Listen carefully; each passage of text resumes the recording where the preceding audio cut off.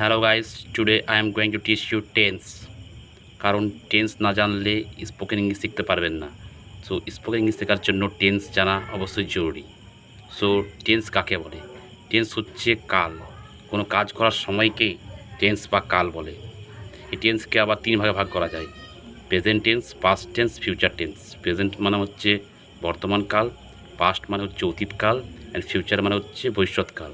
আর প্রত্যেকটা কালকে আবার চার ভাগে ভাগ করা যায়: indefinite, continuous, perfect, and perfect continuous. So overall there are 12 tense.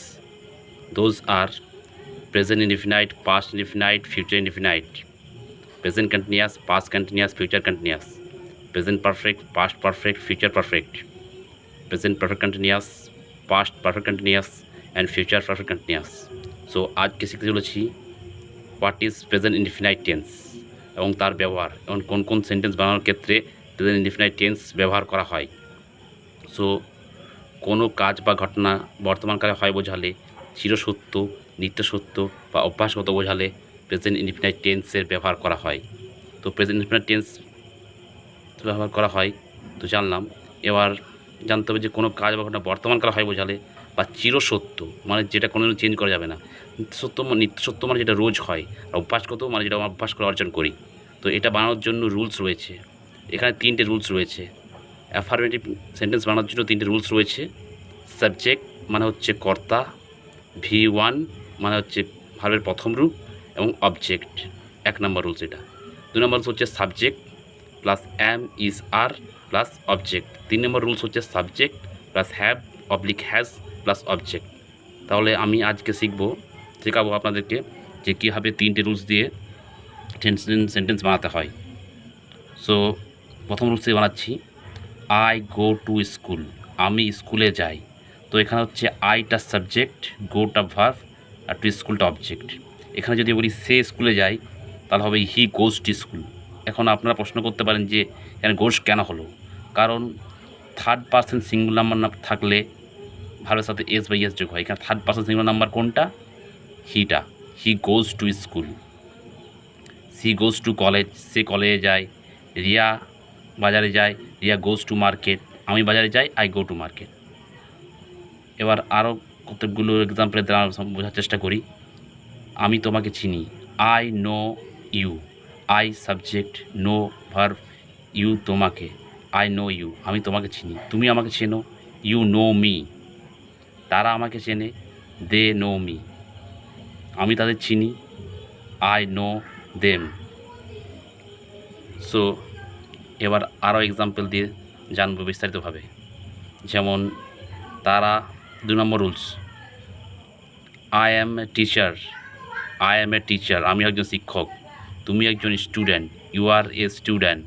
তুমি একজন engineer, you are an engineer. তারা আমার বন্ধু, they are my friend, he is my friend. তাহলে এখানে জানতে হবে অ্যাম ইজ আর তিনটের মানে হচ্ছে হয় আই থাকলে অ্যাম বসে, হি সি নাম থাকলে ইজ বসে, ইউ দে উই থাকলে আর বসে। তাহলে যখনই বানাবো এটা মনে রাখতে হবে। I am a teacher, I am a nurse, I am a doctor, I am an engineer, I am a cricketer, I am a businessman, I am a shopkeeper, I am a teacher. এভাবে বলতে হবে। You are my friend, you are a good person, you are a bad person, you are a good girl, you are a bad girl, you are a good boy. They they are selfish, তারা স্বার্থপর। দে আর soldier, তারা হয় সৈন্য। And we are friends, আমরা হয় বন্ধু। এখানে আর ব্যবহার করা হয়। ইজ ব্যবহার করা হয় হি সি নাম থাকলে। যেমন হি ইজ এ ডক্টর, সে হয় একজন doctor. He is a cricketer, সে হয় একজন cricketer. He is a police, সে হয় police. He is my brother, সে হয় আমার ভাই। হি ইজ মাই ফ্রেন্ড, সে হয় আমার বন্ধু। আশা করি 2 নম্বর রুলসটা বুঝেছেন। এবার বোঝাবো rule number 3, subject plus have oblique has plus object. এখানে জানতে হবে হ্যাভ মানেও আছে, হ্যাজ মানেও আছে। এটা ডিপেন্ড করবে সাবজেক্টের উপর। সো সূত্র কি বলছে, মানে কি বলছে, subject plus have has plus object. I have a mobile, আমার একটা মোবাইল আছে। ইউ হ্যাভ এ মোবাইল, তোমার একটা মোবাইল আছে। আই হ্যাভ এ ব্যাট, আমার একটা ব্যাট আছে। ইউ হ্যাভ এ ব্যাট, তোমার একটা ব্যাট আছে। সি হ্যাজ এ ব্যাট, তার একটা ব্যাট আছে। এখানে ভালো করে দেখবেন যে এখানে হ্যাজের ব্যবহার করা হচ্ছে। হি সি নাম থাকলে হ্যাজের ব্যবহার করা হয়। যখনই হি সি নাম থাকবে তখনই হ্যাজ বলতে হবে আছে অর্থে, অ্যান্ড অন্য ক্ষেত্রে হ্যাভ ইউজ করতে হবে। যেমন তার একটা পুতুল আছে, she has a doll.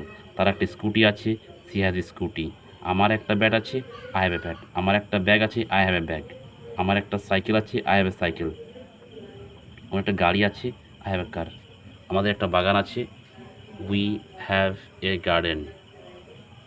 So আশা করি আপনারা বুঝেছেন যে কীভাবে এই 3টে রুলস ব্যবহার করে আমরা শত শত সেন্টেন্স বানাবো আর ইজিলি আমরা স্পোকেন ইংলিশে এইরকম সেন্টেন্স ব্যবহার করতে পারি।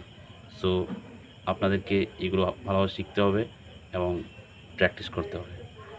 So please support me and please share and comment, and কোন টপিকের উপর আপনারা ভিডিও চান সেটাও বলবেন, সেরকম ভিডিও আমি প্রোভাইড করব। সো আজকের মতো এখানেই, নেক্সট ভিডিও দেখা হবে।